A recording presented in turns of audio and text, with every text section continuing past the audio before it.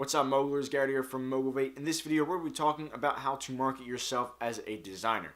Now, I do have to apologize first because this was a request by one of you guys, and that actually happened like a few weeks ago, and I'm sorry, I'm just getting to it now. But anyway, let's start talking about how you guys can market yourselves as a designer, provided you are a designer or want to be a designer. All right, first things first, before I give you guys any tips on how you can market yourself as a designer, the first thing you guys need to do is determine what kind of design you want to do. Do you want to do web design? Do you want to do graphic design? Do you want to do stationary design? Do you want to do print design? There's a lot of different types of design that you can focus on, and I highly recommend that you pick one of them and learn all you can about it and become an expert in that field or in that type of design. So I have a lot of different tips for you guys, but let's start with the basics. So you go to networking events to meet a ton of new people. This is a great way and a very traditional way to network and meet new people and open yourself up to new possibilities and opportunities. Next, you can comment and join the discussion on blogs. There are a ton of blogs out there that talk about just creativity and design. There are also a lot of blogs out there that are by designers, and you can join the comment section on those blogs very easily, jump in on the discussion, and become noticed within the design community. All right, next is to reach out to experienced designers. Now, a lot of these designers will have blogs, so you might be commenting on one of their blogs already and you might get noticed by them, or simply reach out to people on Behance and Dribbble and sites like that that have really good design portfolios. This is an excellent way to get your foot in the door, and a lot of experienced designers will be looking, or not necessarily looking, but will be willing to help an inexperienced or beginner designer who is deserving of it and willing to put in the work. Once you've done that, once you have met these people, once you've introduced yourself to these people, these experienced designers, or anyone in general, make sure you stay in touch with them. This is an excellent way to not be forgotten and to have you on their mind and vice versa. I think a lot of networking is about mutual helpfulness and what you guys can do for each other, and not just them helping you or you helping them. So make sure that you stay in touch with them and that you're always, keeping up to date on what they're doing and updating them on what you're doing. And so if there's an opportunity where you guys can both benefit, or you can help them benefit and they can help you benefit another time, make sure you guys stay in touch, because that will definitely come at some point or another. The next thing, and this is the last for the basics that I have for you guys, is to seek out client referrals. So we all have our own personal networks through Facebook or Twitter or whatever it is. So let people know that you're doing design, or that you're going to become a designer. And if maybe they might know someone who needs some design done for their business or for their personal project or something like that, and they would be willing to connect you with that person as a potential client. That's very important. And when you're just starting out, that may very well be where most of your clients come from. All right, guys, so now we're getting into the more creative ideas, things that aren't as traditional. They're definitely more newer ideas of things to do. Okay, so creative idea number one, utilize sites like Dribbble, Behance, and DeviantArt. These are great ways to make a portfolio for yourself without actually having to build a website if you don't have the money or the resources to do so. Now, Dribbble, you do have to be invited, so maybe that's something that you'll have to wait to do, but Behance is a very good way to have a portfolio and to show what you can do without actually having to build your own website. Also, what's cool is that when you have your own website, it takes a lot of work to make it come up high on the search rank pages. Because of the SEO and stuff like that, Behance or Dribbble or DeviantArt, all these sites, they have a much better reputation with the Google search engine and with other search engines as well. So they're going to easily be able to rank higher on the search results page, whereas your website may not at first, or it will take a lot of work to get it to do so, which is more of a long-term plan. Okay, so tip number two for the creative ideas is to actually make your own website. Now, on Behance, on Dribbble, the way that they present your portfolio is very standard. There's not as much customization available for you. On Behance, there is some customization. You can have a long page going over your thought process and things that you did and any research you may have done, and the different variations of the steps that it took to get to your final project. But that said, the way that otherwise, other than that, like the graphics that you can put in, it's still kind of limited in terms of how it showcases all of your portfolio.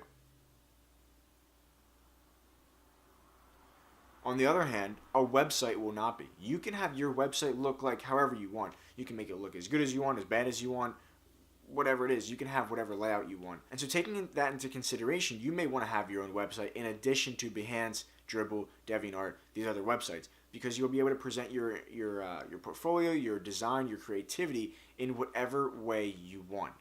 And if you want to do this long term, that probably makes the most sense as well, because the longer you do this, the higher it will rank in the search results page, and then that whole issue that I just talked about won't actually be an issue anymore. Creative tip number 3 is to write a blog. A lot of people do this. All you have to do is sign up for WordPress or install WordPress on your website, and all of a sudden you've got yourself a blog. You can also use Twitter or Blogger or things like that. But a blog is a fantastic way to get your voice out there and make yourself known within the design community, and also give yourself a reputation in the design community, provided you talk about relevant things. Some examples of things you could talk about would be design news, case studies, and whatever creative topics pique your interest or you are passionate about. All right, at some point or another, you will definitely need to work on your personal brand. Now, as you do all the things that I'm mentioning, you will inevitably be working on your personal brand, whether you directly realize it or not. However, you will at some point need to do so, or need to sit down and say to yourself, how do I increase my brand value, right? A great way to do this is to make business cards. And the more creative your business cards, the more intriguing your business cards, the better reputation you will have within the design community, and therefore the more / better clients you will be able to get. Now, don't just stop at business cards for your personal brand. Everything you do professionally, and even not professionally, because if you want to build your personal brand, that's not just professional, that's everything you do in your life. So things that you need to do to work on your personal brand would be make a website, which we just mentioned. You want to have Dribbble, Behance, and DeviantArt accounts or portfolios. You definitely want to have a Twitter account and be consistently tweeting things related to what you're trying to do, so in this case, design. Maybe a Facebook page as well, a LinkedIn page if you want, or definitely a LinkedIn account where you go over everything that you've done, your resume basically.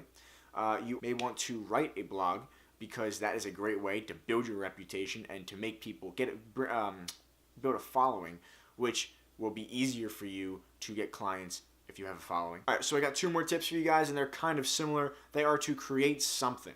Okay, so number 1 is to start and actually they're kind of both in this topic. Start a personal project.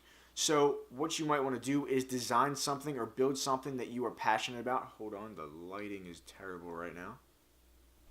Build something that you're passionate about and show people, show the world, show anyone who is willing to invest the time into looking at what you've created. Also, what you can do is you can give things away as a freebie. So for example, let's say you love fonts, right? Like different fonts. You can make a font and you can give it away for free.